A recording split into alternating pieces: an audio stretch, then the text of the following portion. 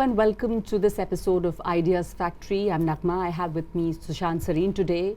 He's joining me as we discuss a decade and a year later, what has changed after the 26/11 attacks on Mumbai. So it's been 11 years. 11 years have passed since the Pakistan-based militants attacked the financial capital of India, which is Mumbai, which killed about 166 people.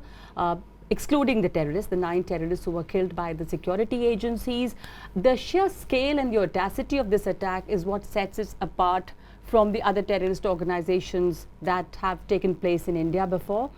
But after these 11 years, what has really changed, Sushant? As far as the case is concerned, where does the case stand? Has justice been done in this Mumbai attack case, or what is the status right now? No, I don't think justice has been done, and I don't think justice will ever be done. Simply because the people who are supposed to bring the perpetrators to justice are not interested, because they are also the involved party.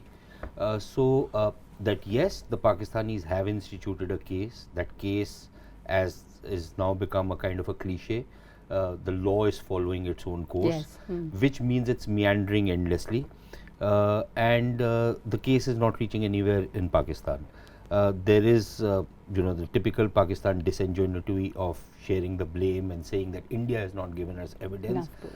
Even though within Pakistan, there are top officers who have been involved in the investigations of the case, who have publicly stated that all the evidence is there to prosecute these people. And yet, the problem is that the judicial system, the criminal justice system, instead of being focused on punishing the perpetrators, has been focused on protecting the perpetrators and using various, various things within the law to try and ensure that these people are not punished. So the case continues to meander. The main accused, which was Zakir Rahman Lakhvi, is out on bail. Nobody knows about his whereabouts, but we can safely assume that he's like under the radar, but pretty much operating as he used to in the past. And the other main mastermind, Hafiz Saeed, is also under some kind of detention apparently. But there has really been no action taken against him, and even his detention is not on the Mumbai attacks. It's more to do with the FATF pressures which have been coming on Pakistan. Absolutely, and as you said, Pakistan continues to say that India has not given enough proof. Also, the military intelligence complex in Pakistan continues to view the proxy war vis-a-vis India as a legitimate state tool. Nothing has changed there. In spite of all the various, it's been in the grey list and FATF and the international pressure. What changed after 26/11? So what has changed in the last year and a half is this FATF sword which is dangling over Pakistan's head. And because of that pressure, they have been forced to at least make some kind of a demonstration that they are seizing the assets of these groups, that they have started dismantling their networks, they are clamping down on them. Some of their leaders have been put in prison. Some cases on money laundering and terror finance have been instituted against them, but in practical terms, nothing really has happened. Now, the same assets which were taken over by the Punjab government after the 2008 attacks were taken over again by the Punjab government 10 years later, when the FATF sword was hanging. Now, the question is, what happened between those 10 years? Between those 10 years, what was also happening is that some of these institutions were being now funded not from LET/JUD resources, but from the Punjab government resources. So, and the people who were part of the Lashkar-e-Taiba, Jamaat-ud-Dawa cadre were pretty much being paid now, were actually in a sense being paid from government coffers. So their mindset had not changed. The kind of instructions which were being given in those so-called educational institutions were the same. Nothing changed. The curriculums were the same. So what had actually changed? So it was basically an eyewash of an action which had been taken. What has changed, however, a little bit is that since 2008, most of these guys were operating pretty much publicly.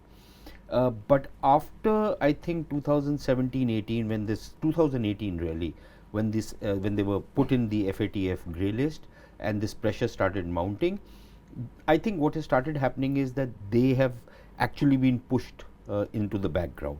So earlier you would see the Jamaatul Dawa, Hafiz Saeed, being all fire and brimstone over various issues like Afghanistan, Pakistan, Kashmir, the Defy Pakistan Council, all these things were happening.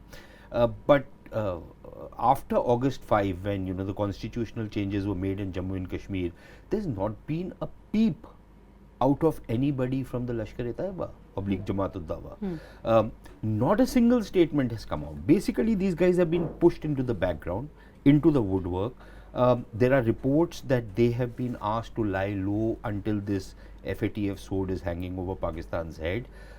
They are being told that you go back to your houses and your villages, you stay out there. So they're like working as kind of sleeper cells right now. That we'll continue to give you whatever payments you used to get from these groups. And these are reports that the state authorities, the military complex, the deep state complex, has been issuing these instructions. So these guys have been, under the radar. But there have been the reports organizational structure pretty much remains intact. Sorry, just interrupting on that point, that as far as the Lashkar is concerned, you're saying that they're lying low, they're like sleeper cells. There have been reports that they again getting active. Some of the camps are active again, and there's renewed action. Also, they keep testing all these in Afghanistan.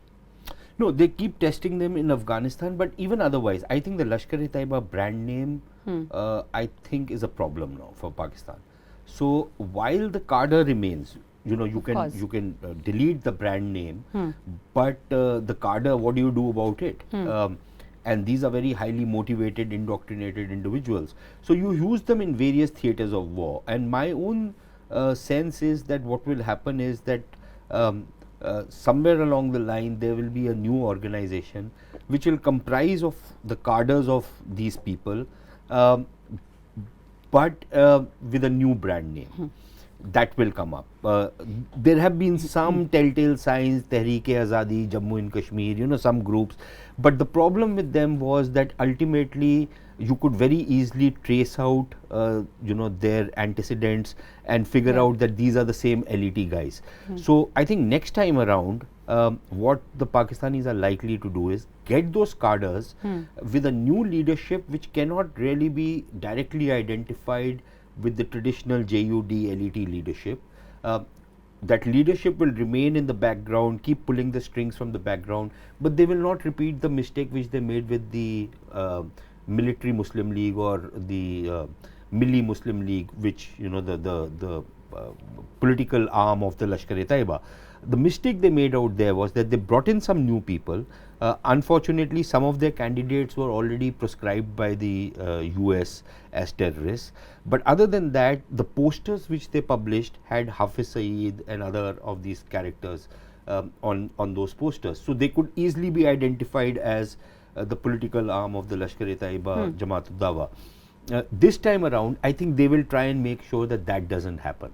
So there will be no visible link between these fellows, and I think that is the trajectory as you go forward the next few weeks, months ahead.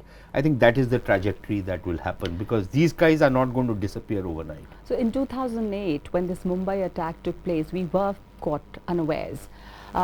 What do you think has changed? Of course, the government has taken many important measures to enhance the security or interagency coordination or intelligence gathering. But I mean, to begin with, on that front, what has changed? And I'll talk about the coastal security later. How has our preparedness increased there? But when we talk of coordination, intelligence gathering, or our preparedness, that something like that doesn't happen again, what visible measures have been taken which are also effective? Naghma, to be very honest, it's difficult to say. And I say that because while we've heard a lot of measures having been taken, you mentioned interagency cooperation, legal, the legal framework has been tightened, been made more robust. All those things have happened. But the proof of the pudding is in the eating. The fact of the matter remains that after 2008, we have not had a similar attack. But we've had different kinds of terror attacks, and in Kashmir, focused more in Kashmir, but not on the rest of India. Yeah, but not on that scale. That scale, of right? course. So that is one. The thing is that you also had an attack, for example, whether it was Uri, you had an attack in Pathankot, and frankly, I don't think the kind of responses which came from the security forces would have been the responses had we actually prepared ourselves really well post 2008. See, a part of the problem is that we keep trying to game the last attack which we have faced, which was the Mumbai attacks. Yes. Now the next attack is not going to be another Mumbai. We keep talking about in public discourses, you will keep hearing this, the next time Mumbai happens. Or the lessons learned. I can assure you there will be no Mumbai type attack next time. Right? There will be something else which will be equally spectacular, which will be equally horrific, but it will not be a Mumbai attack. So the question is that the terror organizations are basically updating and changing their ways in which the attacks are taking place. Yes. Are we prepared enough, or are we really using the technology the way the terror organizations are using to prevent those attacks? See, I think to be fair to the security agencies, a lot of work has happened. And yet, I get the feeling that we are still playing catch up. We are not anticipating what the various kinds of attacks can happen, and that's a very difficult thing, because once you start anticipating what are the various kind of attacks or where your various vulnerabilities are, it's endless. Yes. Right? So you can't really prepare for every eventuality. So at the end of the day, if you are always playing catch up, and the last attack or the last war you have fought, you are now trying to fight it better the next time around. The thing is, the last war is not going to happen next time. There won't be another 1971 war, there won't be another Mumbai attack. There will be something else. Are we now going to be prepared for that? And there is a bit of a question mark on how well prepared we are. We might be well prepared in some of the metros like Mumbai and Delhi, Chennai, Bangalore, and some of these other places, if at all. But what happens if this kind of attack is carried out in tier 2 cities, say a Jaipur, Ahmedabad, a Lucknow? Are the police forces out there well equipped to respond to first preempt and prevent? But if an attack does happen, then are they in a position to respond like in double quick time to ensure that the damage is limited, that these people are taken out as soon as an attack like this happens? I think the jury is still out on that. So, and another thing that has changed in these 11 years is the social media was there, but the role of social media has increased tremendously, and we've seen that the terror organizations, for example, Islamic State and many other organizations, are using these social media platforms to their advantage, are using technology in a very successful way, and now it is basically a war of winning minds. So that is also helping them. That's true. How big do you think is the role that the social media is playing, or how difficult is it making this war for security agencies? See, I think this game has been played for a very long time. How information has to be what you can call the psychological war or the information war. That's as old as mankind. Ever since man has started fighting against himself. But now, like Al-Qaeda websites have got manuals on how to carry out attacks, or they're actually being guided to do those things. No, all of that is there. But the issue is, apart from what are the kind of trainings which are given. See, it's one thing to put out a manual to say how you can make a bomb. It's quite another to actually be able to make a bomb. It's a lot more complicated than simply somebody making a bomb in a laboratory. So that is one part of it, and which is one of the reasons why many of these attacks never happen. Right? Even for a suicide attack to happen, there are at least 6 or 7 things which have to fall in place before a successful suicide attack can take place. And there are chances of leakages, there are chances of somebody being caught out, which is why you don't see so many suicide attacks if the state is half functional. So in a sense, what happened in Pulwama was an intelligence failure, but the fact that in most other parts of India, we have been able to ensure that no such attack has happened, I think that speaks something in favor of the security agencies.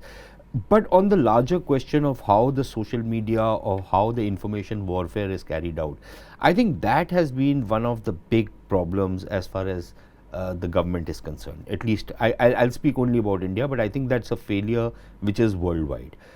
How do you challenge those narratives? How are you going to be ensuring that you are the first of the block? How do you shape a narrative? One is challenging a narrative, the other is how do you shape a narrative? Like a counter narrative, which like is a equally counter narrative. effective. If your counter narrative is going to be full of calumny, of abuse, you're giving abuses to each other, that's no counter narrative. You are actually affirming the narrative which the other side is creating. You're not challenging it. Yes. But if you are going to do it through facts, through logic, through reason, then it's a completely different ball game. Are we doing that? Are we being able to do it? Let's talk about what happened after Balakot, for example, or after Pulwama. Look at the way the Pakistanis handled the social media, the disinformation campaign from the Pakistani side, and the kind of it was a snail-paced kind of a reaction from the Indian side. What was happening on the Indian side was, that typical PIB model, ki ji sham ko we will release a press release, that press release will be your tweet. That's not the way this damn thing works. And what we probably need to start working out are new systems which involve not only people from the military operations wing, but also from the intelligence agencies. There has to be some kind of a system where you are first of the block, giving out information. The moment somebody is calling you up that, look, I believe this incident has happened, you're not saying, let me call up and check up whether this has happened or not, because the television media has already started playing it out. Yes. So you have to have such a robust system. And people were getting information from the Twitter handles of Pakistani military agencies. So how do you ensure that you are the first with the information, that you control the information flow, that you decide how the discourse is going to play out? Yes. How do you spin that information? Absolutely. It's a completely new ball game. Sushant, this is the information warfare where we actually did not fare very well as if we talk of Balakot or Uri. Which is surprising, because if you look at how we handled the information warfare during the 1971 war, if you look at how we handled, and you were a professional those days, the Kargil war. The Kargil. How it was a brilliantly done thing. There used to be these two gentlemen, later General Bikram Singh and the late and much lamented Raminder Singh Jassal, holding a press conference, answering questions, giving access to journalists going right up to the front line. Yeah. The kind of role which the Indian television media played, fabulous. It was a walkover you got. Yeah. And yet 20 years later, look at the way you are handling your information. Too much warfare. information And by a government which is very savvy in terms of messaging. Yes. And yet when it comes to strategic communication, we did not do very well. It's not there. But while we did not do very well there, the other fact that our Foreign Minister S. Jaishankar pointed out was our response to Uri and to Balakot in 2016 and 2019 was different. India conducted surgical strikes across the LOC, and then there were the aerial strikes in Balakot. So after Pulwama and after Uri, which was different when 26/11 happened. So at least this has changed from 26/11 to now to Uri and Pulwama. The way we respond, do you think there has been a change there, or a shift of strategy, or a deliberate shift in policy, and India is viewed differently in the way that these responses have been? So there are two sides to this. One, I think it is undeniable that there is a policy shift, there's a strategic shift on how we are going to respond to attacks which cross a certain threshold. There are terror attacks, the small kind, somebody has thrown a grenade here, somebody has done done a target killing there. So one is that, but once they cross a certain threshold, then I think a kind of a response is now is pretty much built into the system. What that response will be will vary according to the situation. But I think post Uri and then following on to Balakot, I think that new template seems to have been established. And that is a good thing, because that sets the enemy also thinking as to what the response from the Indian side will be.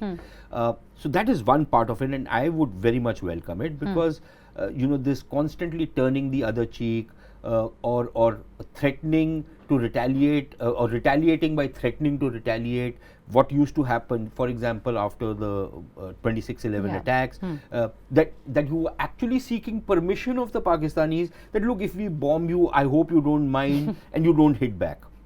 It's bizarre what was happening, and I'm not making this up. This is pretty much written because we were using the Americans and others to deliver messages that, look, if we go and bomb some things, I hope you don't mind, kind of a deal. It's crazy. So that has changed, and I think that sets the Pakistanis also thinking as to what the Indian reactions would be. But that is the good part. The bad part is, and we come back to the last question which you had raised about information warfare, that when you're going to be doing this, then you have to be perfect in terms of how you are going to be able to handle the messaging. And I think that is where we somehow seem to start faltering. So, for example, when an Indian Air Force aircraft went down, for at least a couple of hours, we didn't know how to handle that news. We were and don't tell me that people in the operations wing of the Indian Air Force did not know that an aircraft has gone down, that they were wanting to check. They would have known, and if they didn't know, then they really need to fix their system so that they know these things in real time. Okay, and yet we handled it so poorly.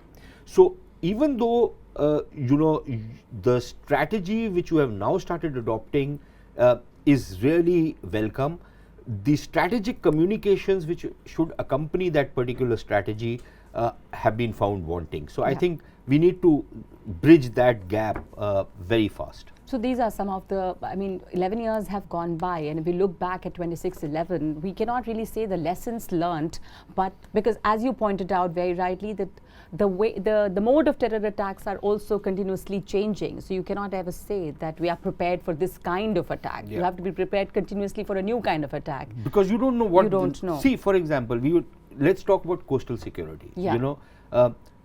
After 26/11, with a lot of fanfare, we went around with coastal security, police stations, this, that, boats have been procured. And subsequently, reports emerged that there was no fuel for the boats. Most of those boats were just lying, they were anchored. The police stations had started collapsing. That's not the way you do these things. You don't do these things because suddenly an attack has happened and you've woken up and you start creating an infrastructure which you have no intention or idea of how to maintain. If you're going in for a coastal police station, for coastal security, then make sure that you are doing it with the purpose that it will stay for as long as it takes. It's not good enough to say that petrol nahi hai to boat khadi hui hai, the boat is just standing out there and nobody is bothered about it. So I think those are things which we really need to start focusing on, and that is where some of the things then raise doubts in your mind as to how well prepared we are when the next attack happens, because the next attack will not be 10 guys coming through hijacked boats, landing in Mumbai and then doing an attack. It will be something else. So along with these challenges, there is an added challenge now of also social media, of the war of winning minds, and like you pointed out, of building alternate narratives which are successful in winning minds over. So thank you, Sushant, Sareen, for that discussion. Thanks.